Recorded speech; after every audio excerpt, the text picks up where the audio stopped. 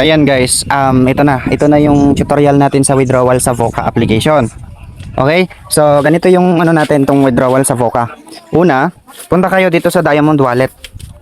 Pagkapindot nyo yung Diamond Wallet, kailangan yung i-exchange yung diamonds ninyo sa dollars. So, ang minimum withdrawal natin dito is 1,200,000.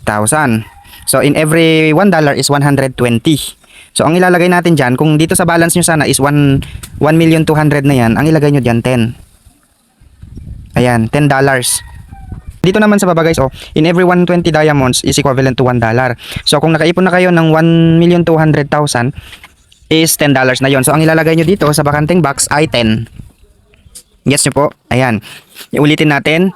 Pag 1,200,000 na yung diamonds ninyo, kasi yun yung minimum withdrawal sa Voca app, equivalent na po yun sa $10. So, ang hinihingi dito is dollars na po. So, kayo na po yung mag-divide. For example, ayan, $1. So, i-exchange nyo siya. Ganyan. So, magiging dollars na po yan. Pwede namang 2. Ayan. 3.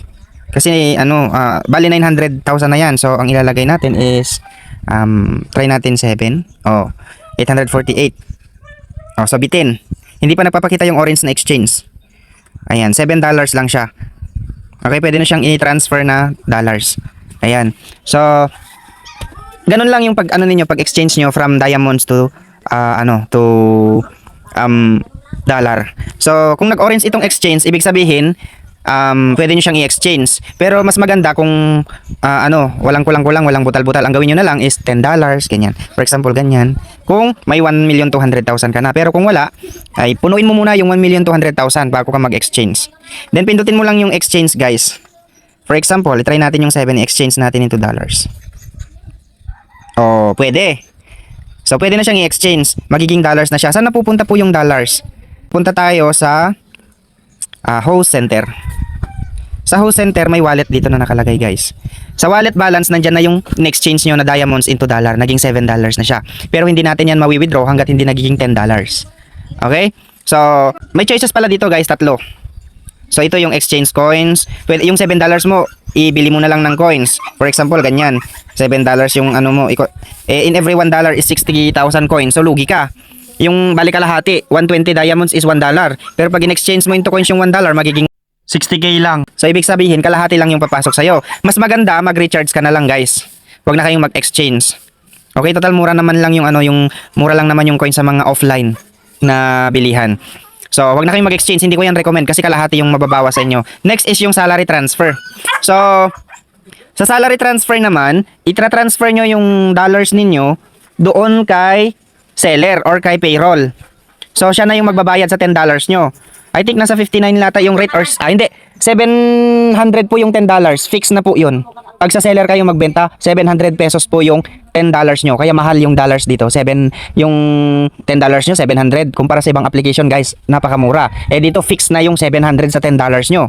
Okay, yun yung alalahanin nyo, maganda ang transfer. So, ang gagawin nyo, yung user ID pala nung pagbebentahan nyo, si AG Talents kasi tayo, yung contact namin. So, di ko alam kung may mga other contact kayo na under kayo sa ibang BDs na may mga contact sila na payroll. Pero ang kasi namin, ang payroll kasi na contact namin is si AG Talents. Ito yung ID niya, 666. Then, i-search nyo.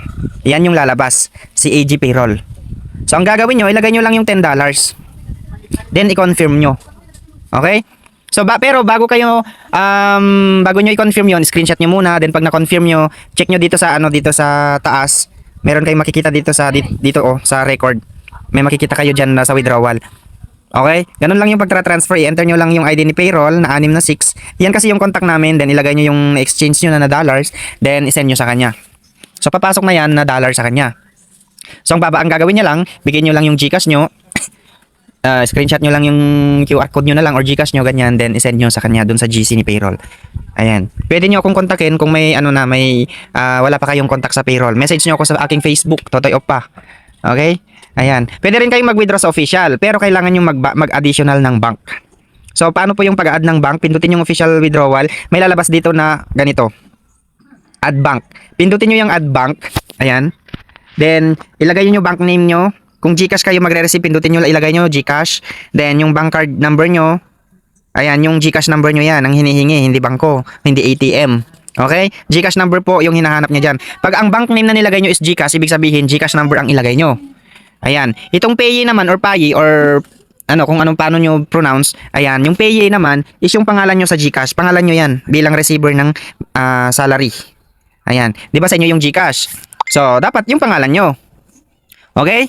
Then, i-confirm nyo na. Okay? So, i-confirm nyo na. Then, antayin nyo lang na mag-confirm at ganito yung lalabas. Okay, ganito na siya lalabas pag na-confirm na guys. Then, pindutin nyo lang yung itong GCash nyo. Itong settings dyan. Itong bilog na parang, itong settings. Then, pindutin nyo yung use. Ayan. So, ang lalabas dito sa ataas in use. Ibig sabihin, ito na talaga yung actual na gagamitin nyo sa pag-withdraw. Ayan. O, tapos, pwede nyo ilagay yung dollars nyo dyan. Then, i-confirm nyo na lang. Then, magantay na lang kayo ng ilang magantay na lang kayo ng, I think, hours din. Pero kung sa seller kayo kasi magbibenta, fix na kasi yung 700 dito sa salary transfer. Ayan. Kay payroller. So, ito kasi siya, si payroller na contact namin. Then, ilagay mo lang yung dollars, ganyan. Then, confirm. So, ulitin natin para mas maliwanag, guys. Una, punta kayo sa Diamond Wallet. I-convert nyo muna yung diamonds nyo into dollars. Okay? So, madali lang naman yung pag-convert nyo. 1, 2, ganun lang naman. 1, 2, 3, 4, 5, 6, 7, ganun. Hanggang sa mag-orange itong exchange.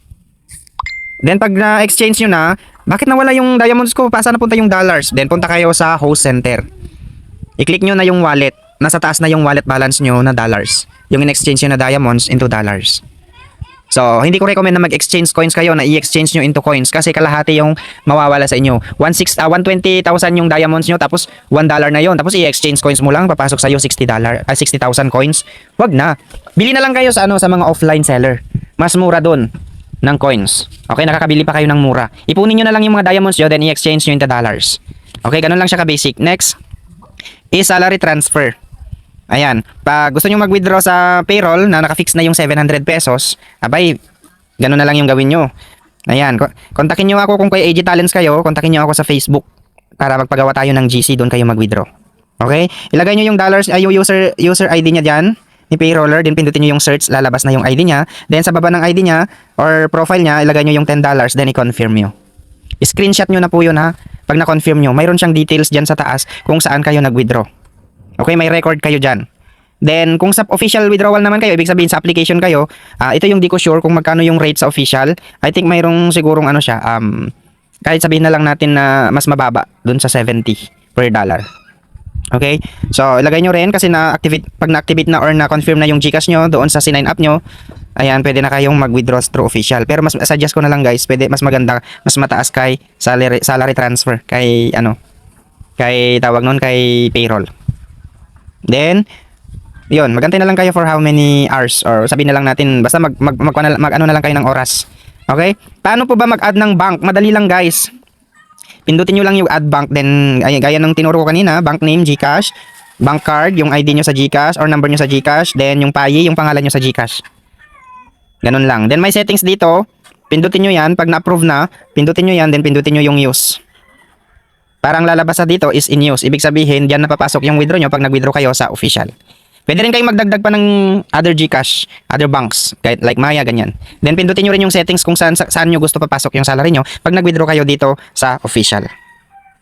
Okay, dito sa official withdrawal. Ayan, ganun lang siya guys, and hoping na may natutunan kayo sa withdrawal natin. Okay? So, next time, kung may new update sa application, magre-re-upload na lang kami. Okay? Thank you for watching.